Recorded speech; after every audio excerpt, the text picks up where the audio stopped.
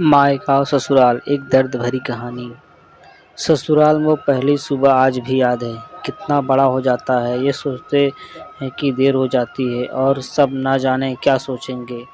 एक रात ही तो नए घर में काटी है और इतना बदलाव जैसे आकाश में उड़ती चिड़िया को किसी ने सोने के जामा का लालच देकर बंद कर दिया हो।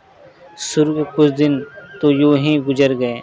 हम बाहर घूमने चले गए। जब वापस आए तो सासू माँ की आंखों में खुशी तो थी, लेकिन बस अपने बेटे के लिए ही दिखी।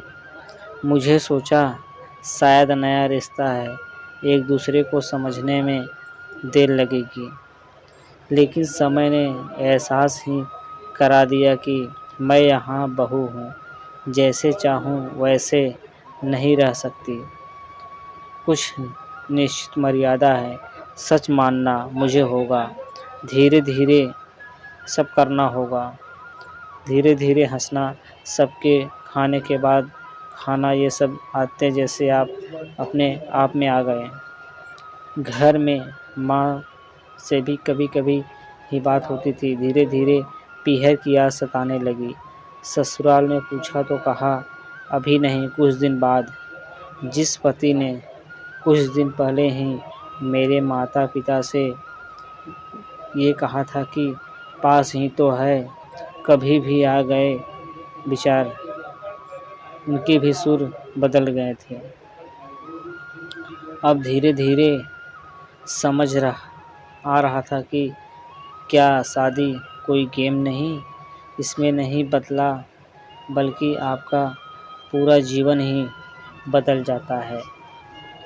आप कभी भी उठ के आपका अपने पीहर नहीं जा सकती, यहाँ तक कि कभी याद आए तो आपके पीहर वाले भी पूछ गए सवाल पूछने के लिए नहीं आ सकते। पीहर का वो अल्हड़पन, वो बेबाक हंसना और जूठे हाथों से रसोई में कुछ भी छू लेना, जब मन चाहे तब उठना, सोना, नहाना, सब बस याद आ जाती है। अब मुझे समझ में नहीं आता कि क्यों विदाई के समय सब मुझे गले लगा रहे थे। असल में मुझसे दूर होने का एहसास तो उन्हें हो ही रहा था, लेकिन एक और बात थी जो उन्हें अंदर ही अंदर परेशान कर रही थी कि जिस सच से उन्होंने मुझे इतने साल दूर रखा, अब वो मेरे सामने आ ही गया। पापा का ये झूठ कि मैं उनकी बेटी नहीं बेटा हूँ, अब और कितने दिन नहीं छिपाऊंगा।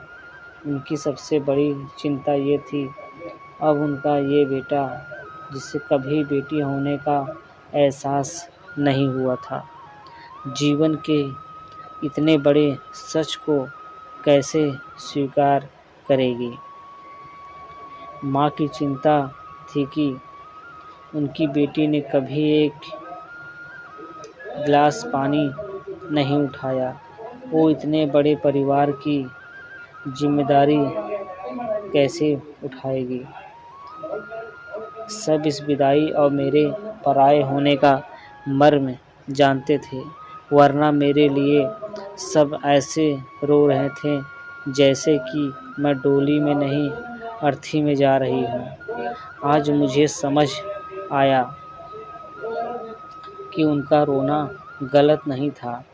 हमारे समाज का नियम ये ही है, एक बार बेटी डोली में विदा हुई तो फिर वो बस मेहमान ही होती है घर की। फिर कोई चाहे कितना ही क्यों ना कह ले कि ये घर आज भी उसका है। सच तो ये है कि अब वो कभी भी यूं ही अपने उस घर जो मायका कह रहे हैं नहीं आ सकती। हजारों समस्याएं और परेशानी आने पर भी उसी को हल करना, हंसते हुए गिड़गिड़ाते हुए, क्या वह समस्या से कम नहीं होती है? गम बिछड़ते हुए, क्या यह तपस्या से कम नहीं है? किसी जगह को सुधार कर अच्छा बनाने का काम करना। आप क्या कहते हैं?